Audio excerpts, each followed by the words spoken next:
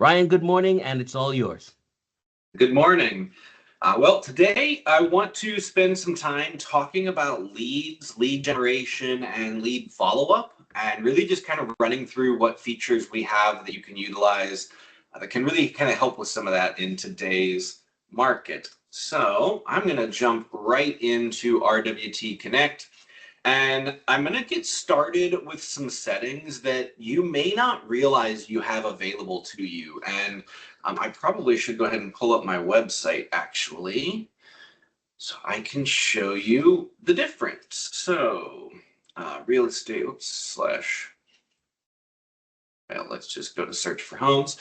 So if you pull up a listing on your website, one of the things that you'll find is that we have some newer features that we've added in the last couple of months, or at least in 2025. And so first, if I go to save a favorite on a listing detail page, I've got the kind of basic registration prompt, but if I scroll down, I've got schedule a showing and request info, which are just going to give me a little bit more information. The consumer has some more functionality, but mostly it's going to give me more information that this person wants to tour a home or they want more info on a property. And so they're kind of more specific calls to action. Now, we also have a couple of newer features that can get added to the listing detail page that can potentially help attract more visitors or attract more people to become a lead is really the key here. Reliance has spent a lot of time and energy driving traffic to listing detail pages, bringing in a ton of search traffic. Now the goal is, how do we convert that traffic? How do we make sure that every person that comes to your website, or at least a majority of people that come to your website, submit one of these lead forms? Now, there's a few different options that you can do. So here I am inside RWT Connect, and when I go to my navigation, then to leads, and then to settings, you've had the first setting for a long time. To be honest, as long as I can remember, Reliance has had this option. And this is client registration options. So this is if someone goes to my listing detail pages, do they have to register? And if they have to register, at what point do they have to register? Now, our default is unlimited. They don't have to register. They can look at everything. They can look at as many listings as they want. You can also set it to maximum, which is every client must register to see listing detail pages the moment they hit one. They are not allowed to see any without filling out the registration form. We also have what we call the mid-level. It allows people to see some listings before they have to register, but you either have hard or soft registration. Now, hard is exactly what it sounds like. It's hard. They can't get past it. It is a forced registration. They could leave your website or they can register to see the listing detail page. There is no in between. And with both hard and soft registration, you have the number of listings you're going to allow them to view before that registration prompt pops up. Now, with soft registration, it's still going to pop the same registration form, but there's an X in the corner of it. And if I wanted to, I can click that X and I will not have to register. I can continue looking at that listing. Now, with that, you can also allow them to opt out. You can say, stop popping up. The consumer could say that, and then they will stop getting registration prompts altogether. Or if you don't have this checked and you have it on soft, then they'll be able to look at 4, and then they'll be able to, or then they'll get the registration prompt, and every listing thereafter, they'll get the registration prompt. Now, if your consumer is tech savvy, they might go in and clear their cookies because this is a cookie-based system. And so if they clear their cookies, they're going to get 4 more listings before they see that registration prompt again. So just know that there are ways for people to kind of subvert that through cookie management. But generally speaking, people will, after 4 prompts, be required or be prompted to sign into your website or to register for your website. You can also say do it on the first view. So they'd get it on the first, and then they could look at 2, 3, and then 4, and then the 5th one they would get the prompt again if they had not opted out. You can also allow for what we call limited view, so that you could give them certain aspects of the page that they're able to view, but they can't see everything else. So if you choose limited, I could say they could get just the property details, but they don't get the photo, the stats, the neighborhood information, which, let's be honest, those are the things that most consumers are looking at, is the photos especially. But really they want to see those stats and that neighborhood info. So it is potentially going to trigger them to want to be able to see more. They'll click on a button to be able to see more.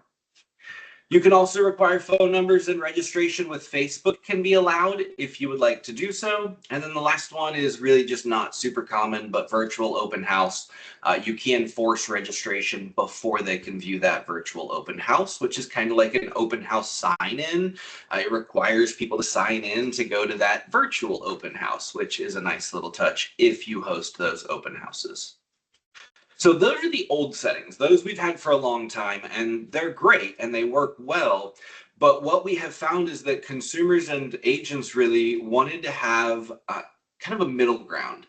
I want to allow people to go to my page, and I don't want to disrupt them with a prompt that takes over the whole screen, but I still want to try to push them to register. I want to do more. And so we have released what we call our client prompt settings. First, you have what we call the low settings. They're turned on for everybody, and they are adding some new save favorite sections. So if I come to your website, you'll see we have 2 new sections. 1, love this property here with a save button, and 2, love this property down here is a banner. And so those 2 sections got added as part of the low settings. But we have a medium and a high setting that can be really, really powerful. Now, these take a second to turn on, and I'm not going to bore you with turning them on, but you can set, I'll show you how to set them, but not wait to see it live. I'll go to a live website. But the way that this works, first, you can display what we call a header prompt, and you display that after X number of seconds and X number of page views. So I'll give you just a quick example here. I think I set mine to 10 seconds or 5 seconds. I can't remember which. And I do 0 page views. Now, if you hover over page views, it will tell you use 0 to show it on every page. And by page, we really mean every listing. So if I do 0 page views, then every listing that you view is going to get my header prompt after 10 seconds. So let's see what that looks like. I'm going to refresh my listing here. Now on my listing, the save button, far top right hand corner, this is what we're talking about. So that button, and after a moment, there it is. That's my header prompt. Save this property and get updates sent directly to you. After a few seconds, that disappears. Super subtle, but it's just enough to attract your eye, just enough to draw your attention. And it happens no matter where you are on the screen or on the page, because that stays up there. It's a sticky button, so it stays at the top of your page at all times and is going to potentially drive more people to click that button. So that's medium. Now high, you have the same kind of setting. It's just after X number of page views. So again, I would set it to 0 because personally, I think both of these are subtle enough that they're not going to disrupt anyone. You can still look at the listing and do what you're doing, but they do drive more lead generation. And we have seen an increase in lead gen from sites that are using some of these client prompts. So let's look at that one. As I scroll down, you'll see my banner come up, and there it is, that highlight effect. So the banner is highlighted and the rest of the screen went a little dark, and after a few seconds it came back. Now, if I were to do this again and get it to pop up, if I scroll with it off the screen, it automatically returns to normal.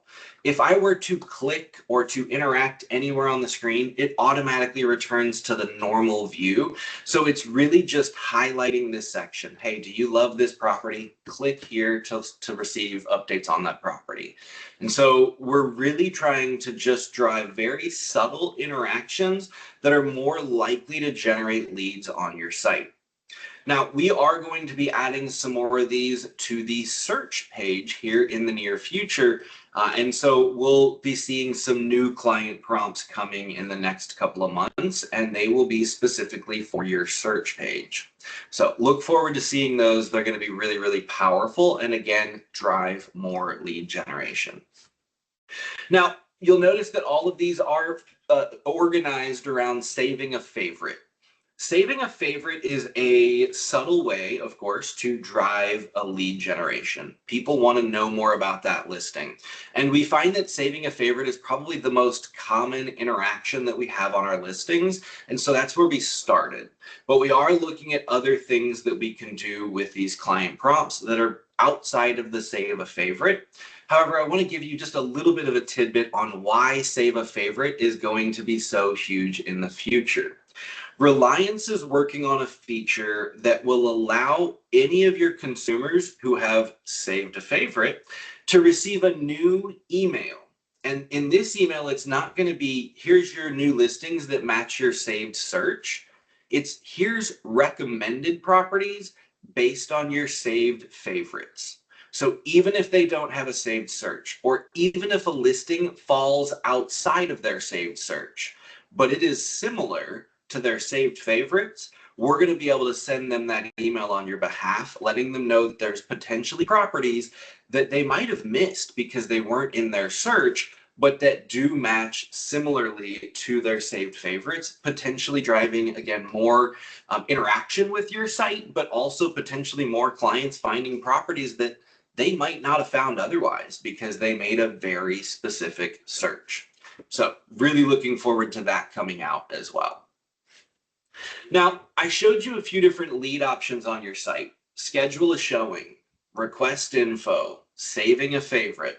Those are all different lead sources. And keep that in mind when we get to the next section, because we're going to talk a bit more about lead sources here in about 15 minutes. But before we go into lead sources, I want to talk about one other lead generating feature, or one other option for generating leads, which is through Site Builder and your interior pages. Now, we have added a variety of different lead pages. So if you add a new page, lead form, and you select lead pages, we have about 15 different lead pages that you can utilize. And the thing I always say with these is ignore the name. The name of the page is not important. And that goes with our homepage layouts too. You can totally ignore the name. All you really need to know is, what does the page look like? Where does the image sit? Where does the text sit? Where's the colored box gonna be? And which form fields does it include? Now, we don't currently show you specifically from this page which form fields each includes, so you will have to kind of create these to get a handle on that. Something I plan to resolve in the not too distant future, but it is something that is currently a situation. So you may want to just kind of get a familiarity with these forms. And I'll say most agents find one that they like and they use the same form, because it doesn't matter that this says it's for an open house.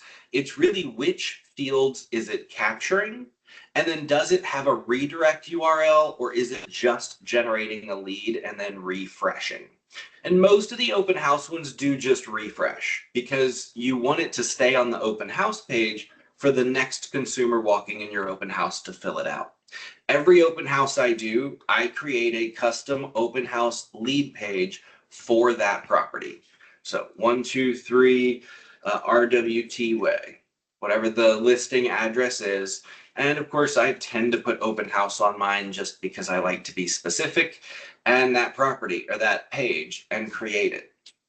And so now for 123 RWT Way, I have this lead page.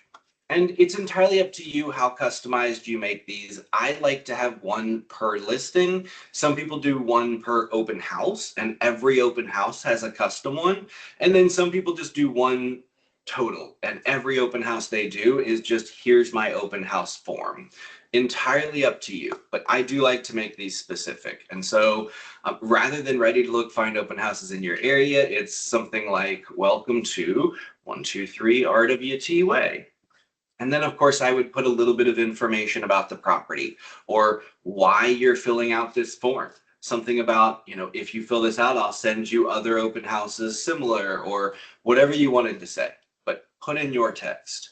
So this form has a fair amount of fields, and that's one of the big reasons I like this form. but it is very specific to open houses. How did you hear about this open house? And there's not a way to change that text. That is going to say that. You do on this one get a redirect URL though. So if you wanted to send them to a separate page, you could do that. And I see people doing this with these open house pages because I don't want to have an iPad that people are going to go and touch and mess with and possibly break when their child comes up and plays with it. And so instead of having a laptop or a computer out, what I do, and I use this form and I put a redirect URL to send them to my open house search so that they can get other open houses. But then what I do is I make this page, come back to my interior pages, and I copy the URL, which is super fast and easy now that we've added the copy URL button. Go to the page, right click anywhere. As long as you're using Google Chrome, you get create QR code for this page. And there's a QR code. I can download it or copy it. And then I make a Word document with that QR code and something that says open house sign in. Before coming through the door, please sign in. And on the front door, I slap that piece of paper with that QR code, and everyone who comes in scans it on their phone and fills out my lead page on their phone. I no longer have to have a tablet. It doesn't matter how many people come in at a time. They don't have to wait in line to fill out. They can all scan the QR code, fill it out on their form, and then they're allowed to come in and tour my listing. But I do require open house sign-in at every listing, and that generates a decent number of new leads into my CRM. So that's one of the lead pages that I use pretty regularly. Now, there are many other options for this. Home valuation is absolutely one of the most powerful lead forms that you can do. Just telling people, would you like to know how much your home is worth, is incredibly powerful for generating leads. Now, you may already have a home valuation system, in which case, of course, using that works just fine as well. It's entirely up to you, but I do know a lot of agents who use the home valuation lead page and just say, I will personally create your home valuation versus using a third-party system. That is perfectly fine as well. Any of these lead pages can be used for any purpose that you might have if you're trying to generate leads. So think about these lead pages when you're trying to come up with how to get more leads into your CRM. If you're going to post something to social media, this is a fantastic way to do it. Now, I do just quickly want to mention something that is coming soon that's going to be really powerful. You've probably heard of Media Booster AI, and you might have even used it to boost your listings in the past. But Reliance is working towards new Media Booster AI features that are going to allow you to boost your website, not just listing. So you'll be able to boost your lead pages, like maybe a home valuation lead page. You'll be able to natively create an AI targeted ad for your lead pages, or for your home page, your bio page, your what's my home worth page, whatever pages you're really wanting, as well as your testimonials. If you receive a testimonial, you'll be able to boost that through the Reliance CRM, and those will obviously be lead generating opportunities as well. Any boost that you do to social media drives traffic to your website, hopefully generating additional leads. So look for that feature coming in the near future as well. So that's how to get new leads. That's kind of some of my top tips for getting new leads, really. But what do you do with leads once you get them? And this is where a lot of us end up in trouble in real estate. We get into what we call the real estate roller coaster. And I'm sure many of you, maybe all of you, have heard of the real estate roller coaster before, where I don't have any current transactions, so I'm spending all my time on lead generation and lead follow-up. And then I start getting busy with transactions, and that falls off. I'm not doing the lead gen, and I'm not following up as consistently as I should. And so then I'm working my transactions, I'm at the peak, I'm doing great, but then all my transactions close or whatever happens with them, and I haven't done the rest to keep new transactions coming. So now I'm in a lull and I don't have any business. I'm back on lead gen, back on follow-up, and hopefully getting back to the peak where I have that, lots of transactions again. Well, Reliance is working on features to try to make this easier, to try to avoid that roller coaster or at least limit the dips by automating as much of this as we possibly can on your behalf. So we have new action plan types. If you go to create a new action plan, you'll see that we've added 4 new types of what we call schedules for those action plans. Now, lead page is pretty obvious. This is for any lead pages that you might have created, like 123 RWT Way Open House, or my free buyer book is a fantastic lead-based action plan. But really, any lead page that you create should have its own action plan. And that is probably my #1 tip for lead pages. Don't create a lead page without creating an action plan. It is fast, it is easy, and it will save you so much time and energy that it's not even funny. So RWT Open House, and of course I name these exactly the same as the lead page because I don't want to have to guess. It's obvious because it's the exact same. Save it. Now I have a new action plan that is only going to be used for people who sign in at this specific open house. So first, I always create an email for every single open house, or I'll create a generic enough one that I can use it for every open house.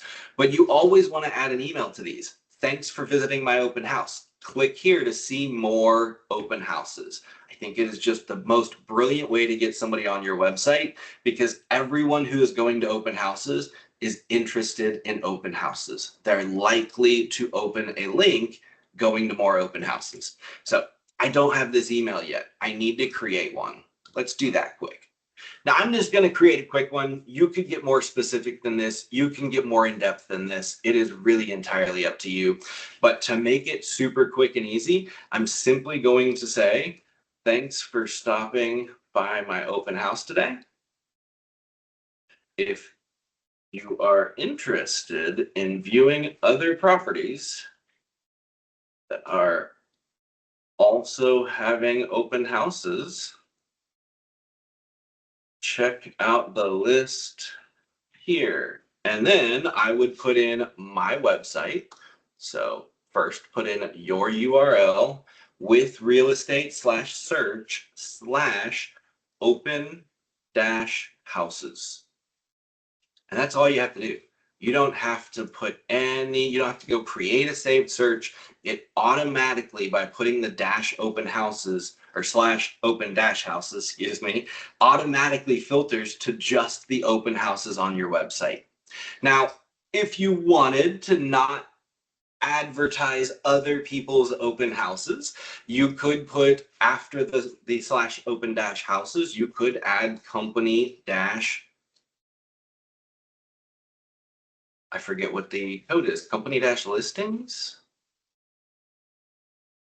Sorry, my brain just glitched. Yes, company dash listings is the one. And now it is limiting to just RW Town open houses that are coming up in the next 7 days. So it automatically makes that link. I don't have to create a saved search. Entirely up to you if you want to include company listings or not. You could also say, well, my property is a $750,000 listing. So I really want to make sure that these are luxury open houses or they're, kind of high-end open houses. And so you could come in and you could create a saved search, or you could simply add a minimum price point. And when you add a minimum, you'll see it adds price -500,000 or whatever the number is. And so this URL, I don't have to save a search. It automatically is going to limit this to 500,000 and above company listings, open houses.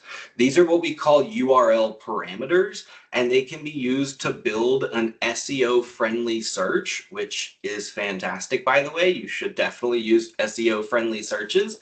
But this will allow you to create a search without having to go to your website and actually run and save a search. You simply use the URL that you want. I'm going to go ahead and change that out. Oops. Change that out to include the 500,000 and above, just because I think it makes sense for this particular property, for an example. And maybe, you put an exclamation at the end or whatever you wanted. Now, you could say other stuff.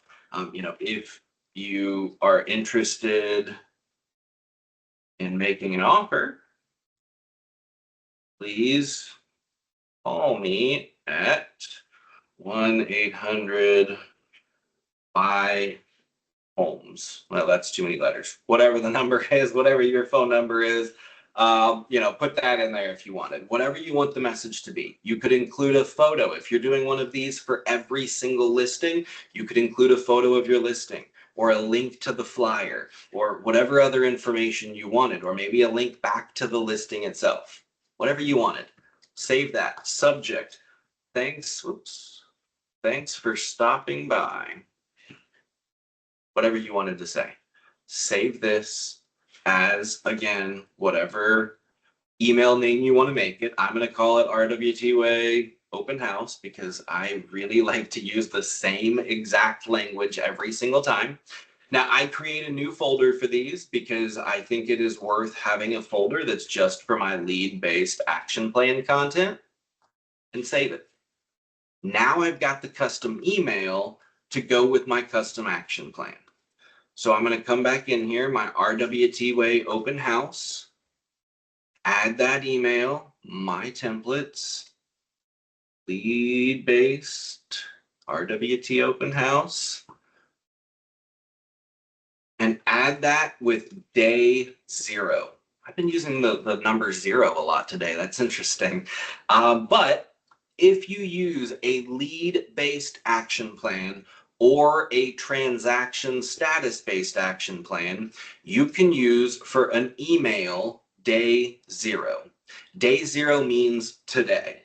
If I go to this open house, I'm hosting this open house today, you scan the QR code, you fill out my form, you're automatically going to be added to this action plan. And today, within about 30 minutes of me accepting your lead, you're going to receive this open house. So you've signed in when you walked in the house. Most people are at an open house about 15 to 20 minutes. So about 10 minutes after you leave my open house, you get an email from me. Here's some other open houses just in case you're interested in viewing others. It instantly gives you a reason to go to my website, potentially scheduling a showing or clicking on other things, potentially becoming doing more activities, but you're already a lead in my system because you filled out my lead page. Now you're just getting additional activity, and the more listings you look at, the more I know about what you're shopping for, the more I'm able to try to help recommend properties or schedule a search. But I don't stop at just sending you that initial email. I always like to add a task, and I just call it a task. It could be a phone call, text message, whatever you want it to be. But follow up. Follow up with that lead. Now, I like to set the reminder just for the same day, so 15 minutes before. And I usually do this 2 days later. I don't like to call too quickly after, so I'll set 2 days as my follow-up phone call. And that's probably all I'd do for an open house. But I could add more emails. I could add more tasks. I can build this out 10 years if I wanted to. And every lead that comes in from an open house could get 10 years of content if I wanted to do that. As many emails and tasks as you want. There is no limit on these. But only do day 0 for one, and only do it for an email. Tasks don't work with day 0. We just don't even bother processing them because it's not how the system is designed. But emails will all work with day 0. If you put 2, 3, 4 emails here with day 0, they all go today at the same time. So don't put more than 1 with 0, but put as many as you want going out as far as you want. Now I'm going to go back to my action plans, create a new. The next one is called source type. And if you remember, back on that listing detail page, schedule a showing, request info, save a favorite, those are all source types. Additional listing info requested, agent contact requested, appointment requested. Those 3 are your primary listing detail page source types that you're going to use. Now, you can also look through this and see if there are other things that you might be interested in doing. Share listing, save the favorite, save a search. Extranet signup throws people off. Extranet signup simply means they registered for an account. They didn't favorite a property or request info or any of that. They simply created an account on your website. Well, even people who just create an account on my website are valuable leads. I want to be following up with those people. So I would go through and I would build out dozens of lead-based action plans, because no matter how you get to my website, I want follow-up to be automated and consistent. So additional listing info requested. Again, I am not super creative. I use the exact same language as my name. That way I know this is for additional listing info requested. Now, for these, we have already built out some initial emails for you. So if you go into our stock templates, you'll see lead-based action plan content. And in that, we have a whole range of different options for you to use, one of which is additional listing info requested. Super quick and easy to find it. I'm going to just select that one and add it because I want you to see what this one is. Now, these are designed to be quick responses. This is meant to be an email that goes out to a consumer that feels like I just asked for info about a listing, additional listing info requested, and you just responded. Not with info about a listing, but I received your request for additional information on a listing, but I'm with other clients at the moment. I'll be in touch shortly with the details. In the meantime, let me know if there's anything specific you'd like to know. It's meant to feel like, hey, I'm out and about. I saw that you submitted this info request. I'm going to get back to you as soon as possible. I'm just a little busy right now. Most realtors are busy when we get these emails. It's not necessarily a lie. Now, you may not be out with other clients, but you're likely doing something in the moment. You can't respond immediately. And this gives you, within 30 minutes of getting that lead, a response going out to that consumer. So I've got that first email. Again, I'm going to put day 0. Next, I would add a task to this. Every single time, add a task. You should always, always have a task. Don't forget, do the thing. That's usually what I say. Do the thing. Now, I don't say do the thing. I say, what is this one? Give them additional listing info. Send the listing info. So it's don't forget and then do whatever the thing is. And this is a reminder for myself. So this is a task. And again, I always just set it for 15 minutes before because I want it to happen on the day I set it for. And then I set that to day 1. Now, most of the time, if someone requests additional listing info from me, they're going to get it today. I'm going to know that they're asking for it and I want to give it to them because that's a hot lead. That is someone who is really potentially interested in buying a property. Most people do not ask a realtor for info about a property unless they've got a pretty serious interest. So one, I want to make sure I'm responding to them quickly. Now, 5 minutes is the goal. 30 minutes is still pretty darn reasonable for an automated response, especially to be able to have that sent out. Then, if I forgot to get it out day 1 because I was busy, or day 0 technically because I was busy with clients, then on day 1, the next day, I'm going to get a reminder. Hey, you need to send Ryan this thing because he requested additional listing info. And that way I can't forget about it. Then again, add more emails, add more tasks if you wanted to do so. I typically, on additional listing info requested, do a follow-up phone call. And I make that for about a week later. So maybe day 7. And that way I know that I've touched them at least a few times. And then on that follow-up phone call, I figure out, where do they fit in my CRM? What action plan should they be on? Are they a buyer, a seller? Are they hot or cold or warm? Where are they in the process? And then I get them in other action plans for longer term follow-up. These I really treat as a very short term. And a lot of times I see agents actually adding a final task to this, which says add to new action plan. And again, they set it for the 15 minutes task. And you'll set that for just after your last task. So day 7, I'm going to do day 8. That way, the next day I'm reminded I need to move him to a new action plan to make sure that that agent or that client is getting contact. They're getting that automated follow-up. I'm going to do one more of these lead-based ones quick to show you just a little bit more. So that was the source type, which is what type of action did they do to become a lead.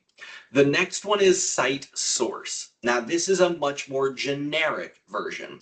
If, unlike me, you don't want to create dozens of different action plans that are hyper specific to what that person requested, which again, I personally highly recommend. If your email can say, I saw you submitted listing info request, I'll be in touch. They feel like you personally wrote that, not that it's some automated email that came out because it's specific to their source type. Site source is simply where did they come from? So agent website. Every single lead I get off of my website would then be added to whatever action plan I create. If I don't want all those individual types, I create one agent website action plan, and every lead from my website gets that action plan. Now, I'm saying that repeatedly because I want to make sure that you understand you should not do both. If you do a source type of additional listing info requested and a site source of agent website, and you have two different action plans, and someone goes to your website and does the additional listing info requested, they will be on both action plans. They will get 2 emails within 30 minutes, and they will realize this is automated and not intentional manual communication. So don't duplicate lead action plans. You really want to make sure that you're doing kind of one type. Site source, you can also do office group website. Office group website is the company website. If you had maybe you have a listing and someone is on the company website looking at your listing and they submit the information, my listing, my lead, it's going to come to me. That is an office group website lead. They would automatically be added to this action plan. So I could make one for agent website, one for office group website, and now every lead coming from the company or my own website has an action plan and will be communicated with. So if you want to be more generic, you want to create fewer action plans, Site Source allows you to do that, but with less specific content. Personally, I love the specificity of the lead-based source type action plans, and so that is what I recommend you use. Now, I also want to mention lead pages. If you create a lead page and you have a site source of agent website, that is going to duplicate that action plan. That lead is going to end up on 2 action plans and could cause duplicate emails to go out. So, site source, do I like it? Why would I ever use it? Site source is a lead-based action plan, but just because it has the ability, agent website leads, just because it has the ability for day 0 doesn't mean I have to use day 0. So you can use both types of action plans. If you have all your specific ones like I do, create an agent website anyway. But on this one, don't make a day 0 email. Instead, make this your long-term follow-up. So my lead-based ones are really short-term. They're like a day or a week worth of content. I don't typically stretch them out very far. But then you could make a site source agent website, super generic, and every single lead that comes in on your agent website gets put on this long-term action plan. So it's kind of, we have a client for life kind of a style here. So you can create this to go out as far as you want. Now, for this, they're a lead coming in on my website. I don't know if they're buyer, seller, at all interested in ever buying or selling. So I really, you kind of have to be a little bit more generic with what you're putting there. But we do have a new client section. Can I answer any questions? New client introduction, property watch, which is your website saved searches. So I could add those. And then we also have a keep in touch section. with a bunch of just kind of more generic stuff.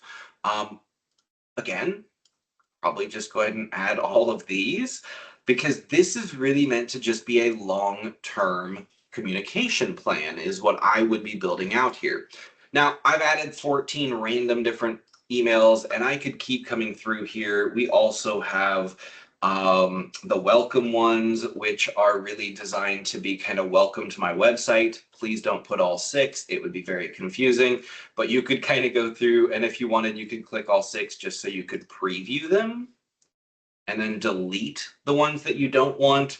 But definitely you're going to find that you won't want all 6 of these. Oh, this is welcome you to your new home. Sorry, we don't want the welcome ones. I was thinking that was something else. So delete those, but you could add just a variety of content and you could create additional content. Any emails that you want to create, of course, you could do that as well. And then I also always add tasks, put in some phone calls, put in some, sending them stuff or popping by or whatever other things you like to do in your business, but schedule tasks for this long-term follow-up. And then maybe these are, say, every 2 weeks. So, maybe I give them a couple of days after they become a lead. So maybe go to day 4 and then I'll just skip about every 2 weeks. And, maybe you wanted to organize these in a better order. I didn't necessarily organize them. And so, maybe you really want this one to be first, new client introduction, property watch. So maybe I do 4 and then put that one up here and property watch will become 18.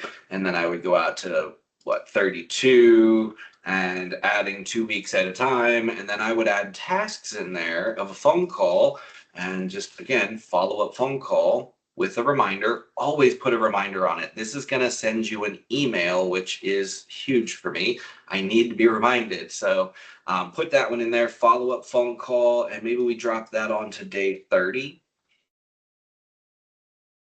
And then you just keep going. And I could build this out to be a 2-year follow-up for every single agent website lead that I get. Now, I've created some action plans. Let's just see what happens. So request additional listing info requested is the request info button. So my name, my email, day 8/4/25. And we'll put in a fake phone number. Tell me more.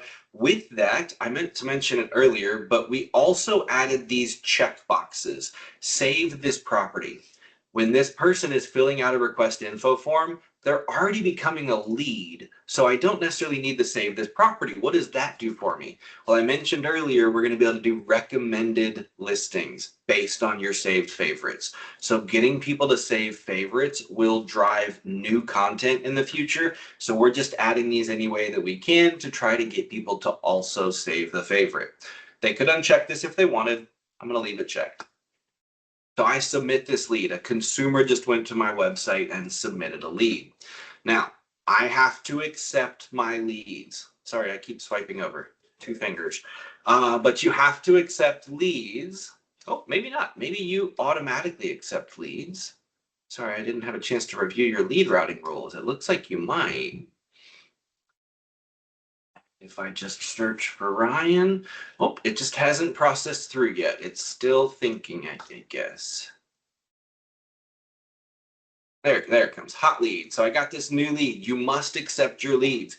Before a lead-based action plan does anything, you must accept the lead. So please go to your profile. Make sure that you have instant lead acceptance filled out with your email and most importantly, your cell phone number. Put in use both and click submit. Get the text message. While I'm in the open house, you scan the QR code, you fill it out, I get a text message. I can instantly accept you because until I accept that lead, my lead-based action plan timer does not start. So I accept the lead. And it's even faster to accept if you do it via text message, but poof, I have now accepted a new lead. And instantly, if I go to my action plans, to my additional listing info requested action plan, Ryan Means is now on that action plan. And he is going to receive that first email within the next 30 minutes. And sometimes that could be almost instantaneous. Our job that sends these runs every 30 minutes. If the job kicks off right after that contact got added, they're going to get it even faster. But it will be within about a 30-minute period because it's running every 30 minutes. Now, Ryan's getting these emails, and that's fantastic. He's also been added to my agent website lead. So I also have that action plan. And there's Ryan on that one as well. And so again, he's going to be getting info from two different plans. Maybe Ryan becomes a hot lead. And I want to move Ryan over to my buyer action plan because he's a buyer and he is really, really into it and we're moving fast. So I don't want him to get all of this agent website leads for the next 2 years that are super generic, super basic. You cannot manually add a contact to a lead-based action plan. They must be a lead that matches the action plan. It's the only way to get a contact on one of these, but you can remove them. So if you need to stop sending them the generic stuff to start sending them something more specific, you can do that. And you should do that because you don't want to oversend. You don't want to send them so much they stop looking at it. So now that I'm moving him to something specific, I'm going to remove him from my generic plan. And he's going to stop getting the generic client or lead-based action plan. And he's going to start getting my specific buyer action plan as one of my clients. And so that's kind of how I use the lead-based action plans. And even the long-term follow-up of these can be a super, super useful feature. Now, I want to talk about one final action plan before we wrap up. When I go to creating action plans, you'll see we also have transaction-based action plans, and these are incredibly powerful. I have really, truly fallen in love with this feature, and I'm not going to go through it in the RWT Connect because I want to show you one that's built out, and it will just take me too long to build one of these. So I am going to jump into my webinar account here. Pop over to my action plan. So I have a buyer transaction status based action plan, and I have a seller transaction status based action plan. You can also have what we call agent, which is really referral, but we'll talk about that in a moment. So buyer status based action plan. The way that this works is you can add any of the buyer statuses that we facilitate, and you can then add any content to that status. So whatever statuses you want, all of our different statuses are available to you, and you don't have to add all of them. You can add just the ones you want to utilize. But I have my new status. So when I get a new buyer, I'm going to add him to a buyer transaction with a status of new. And it's going to automatically start this timer. And for the next 14 days, this person is going to receive new buyer content. And again, you'll notice day 0. You can use day 0 with transaction statuses too. So the day I put you as a new activity, within about 30 minutes, you're going to get this email. Are you ready to find your next home? Here's how to get started. And it's got a nice picture and some good content in it. And a few of these actually have videos linked in them as well. These are all YouTube videos, free rights, and we did our best to make sure that they aren't, advertising any companies or anything specific. They're all as generic as they could be, but useful information about that particular step or about that particular process. So these emails are pre-built. You do not have to write them, but you can edit them if you like so that you can tweak them. But when you go to add emails, stock, we have buyer transaction status and seller transaction status based stuff. We are also going to add a section for referral transaction status based content. But when you go into these, you will see that we have dozens of emails created, and they're all set to the type or the status that was written for. So these were all written for specific statuses to try to help you add the right content without having to think about it. So tons and tons of content. When they move to the offer status, we're going to start talking about counter offers immediately, and then what the next steps are after making an offer. And then I'm going to get a follow-up phone call. When they go pending, what happens next? So instead of me getting an email from my seller that says we're pending, what next? I automatically send it. I move your transaction to pending the same day. Within about 30 minutes, you get offer accepted. What happens next? And I'm in the buyer one, but whichever it is. So home inspections, we talk about home inspections, repair requests, appraisals, title work. We give them the information that they are gonna text, email, or call you about because they're in that status. Proactive notification of what happens, what to expect, what is going on. Then they go to the closed status. And you could add as many years of closed status content that you want. And they will automatically then, as soon as you move them to closed, go through this process. And they can receive content for decades if you wanted to set it up that way. So that you have your long-term follow-up automatically managed through your transaction status-based action plans. It's incredibly powerful. Now, you may not have ever worked with transactions, so I just quickly want to show you that module. I'm going to say Brett Anderson has a new transaction. So I click on his name, I scroll down, and you'll see there's a transactions section. And well, Brett has a few transactions going right now, but pretending that he didn't, or maybe he is a investor and has a lot going on, what you would do is come down to the transaction section and add transaction information. Now, I showed you that it was a buyer new transaction status. And that doesn't really make sense because a new buyer doesn't have a transaction. They aren't buying a property with a sales price and a commission and all that stuff. We don't know any of that. We're hoping to get them to a transaction, but we don't have one yet. Don't worry about that aspect. This is not meant to necessarily be transaction as in we are going to get to closing. This is I am transacting with a new buyer myself. So I have new buyer, save. That's all you have to do. You don't have to fill out any other information. Now, Brett is in my buyer action plan under new status. You'll also notice he has buyer pending for 234 and buyer pending for 123. Well, let's go back to that action plan and just take a look. So buyer transaction. Brett's name is in here 3 different times.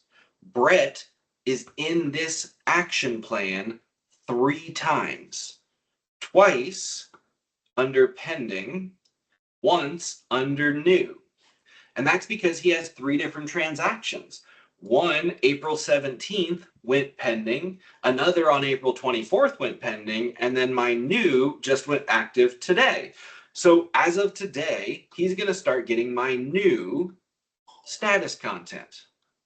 But he's already getting my pending status content, which he's already worked through because there's only day 0. But no matter how many days I had, he continues to get that so that he's staying informed for every stage of every transaction that he's a member of. Now, Brett, he's an investor. He knows this stuff. He doesn't need this. I could select him. I could remove him. Brett is no longer going to be getting the emails based on the current statuses of his transactions. But watch what happens. I'm going to go back to Brett. I'm going to pick one of these transactions. We'll just say 456 for buyer. We'll say it's 234, edit. It's no longer pending. It closed. Save it. Now, what do you think happens with that action plan? Buyer transaction. Brett came back, but now he's in the closed status. So you can remove them from a single transaction, from a single status, or all transactions for all statuses. But if you move that transaction to a status that has content, he's going to get added back. That way he's still going to get my closed. Even though he didn't get my other stuff because I stopped it from happening, he's still going to get my closed content if I wanted to do so. Or maybe I just wanted to remove one of the pending so he's not getting two different emails about the same kind of content. I could do that as well. But we wanted to be able to have them in different statuses for the same people so that multiple different transactions can be tracked. It also makes it powerful for buyer and seller transactions where they're in two different. He's going to get the content based on offer status for buyer, but pending status for seller because they're in different statuses for those transactions. It is incredibly powerful.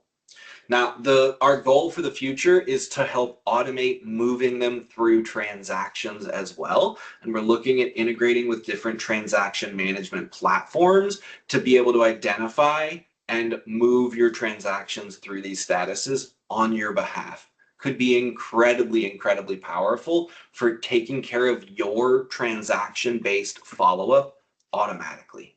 Just incredible power. Looks like we have a question that came in. How do you know that people actually sign in using the URL?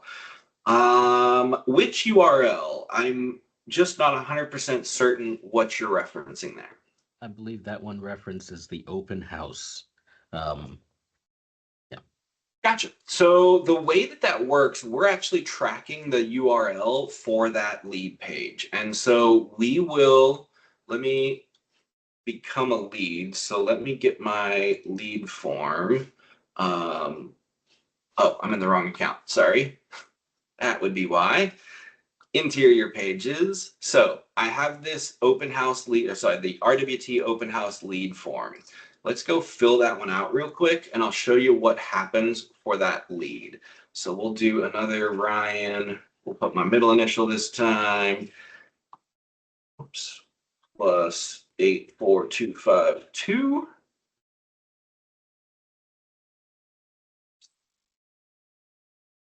And we'll just submit it, pretending I filled the whole thing out. Now I've got, again, a new lead.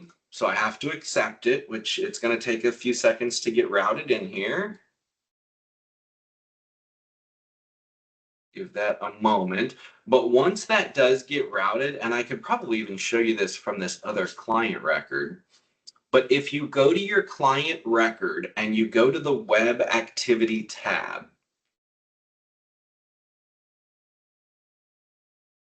we are going to show you what the site source was, so agent website, office group website, 2, what the source type was, so the additional listing info requested, or my lead form would be listed here if it was my lead page.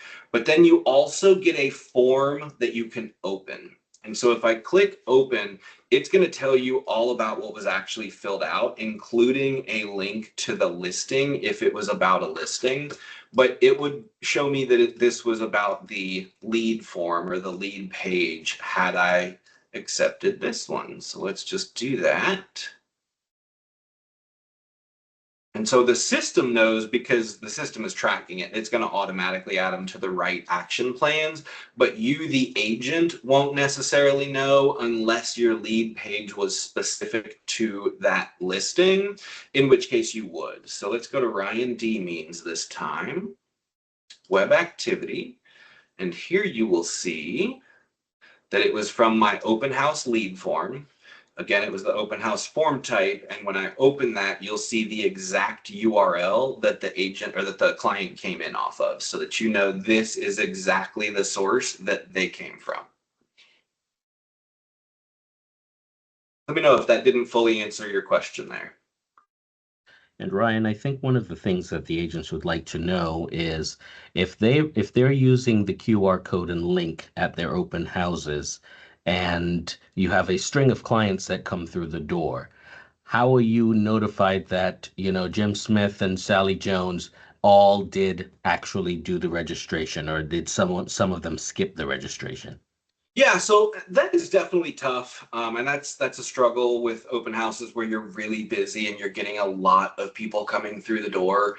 One of the things that I love is that text message, the instant lead acceptance text, because it took maybe 15, 20 seconds for that lead to get through the system routing, which means it would have taken about 15 to 20 seconds before I got a text message. So every person that walks through that door, or at least every group, because I don't expect both the husband and wife to fill it out, or their kids or whatever, but at least once per group, I should be getting a text message. That tells me that person submitted the form, the next one, the next one.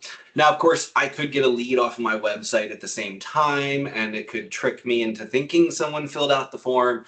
But generally speaking, as long as I'm getting about one text per group that comes into my open house, I feel fairly confident that everyone is filling it out. And then if I see a group come in and I didn't get the notification, then I'll just personally have a conversation with them of, hey, I saw you came in, didn't see you fill out the registration form. Would you mind? My seller really likes to track everyone that comes through these open houses, and I like to be able to show how much traffic I got. And the only way I can do that is if you fill out my form.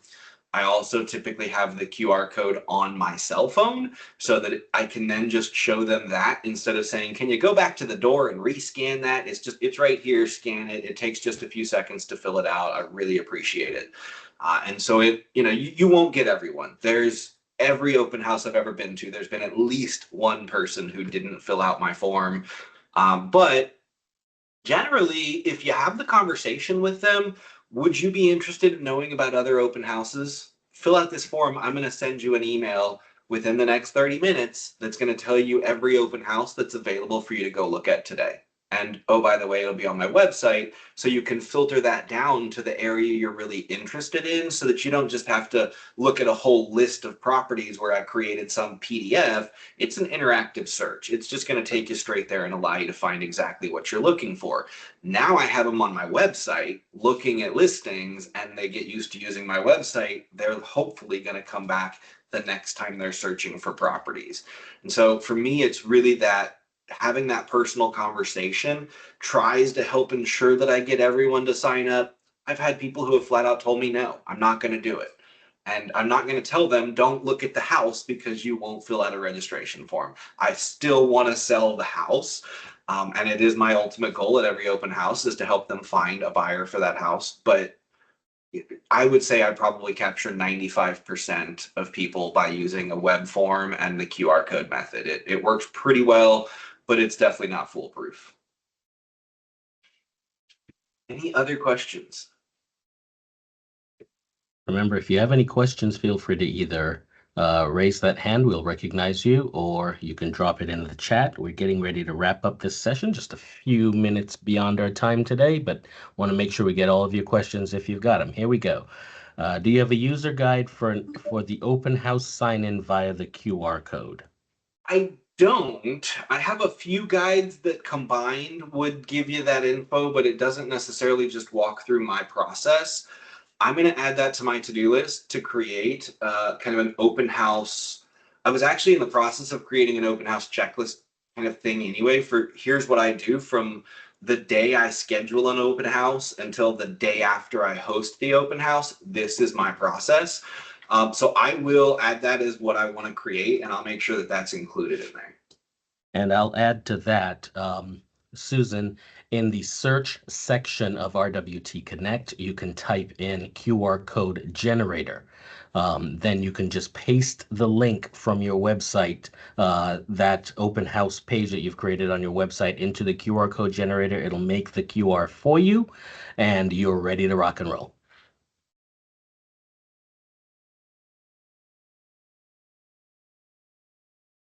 Any other questions? Anything else I can show you or relook at or? All right, looks like they have gotten good information today. Ryan, thank you so much for your help. You're going to see Ryan in the coming weeks again. Keep an eye out for the Learning Lab schedule and emails that come out to you on a weekly basis. Look forward to seeing all of you in the future. Thank you so much. Happy selling. Have a great day. Thanks, everybody.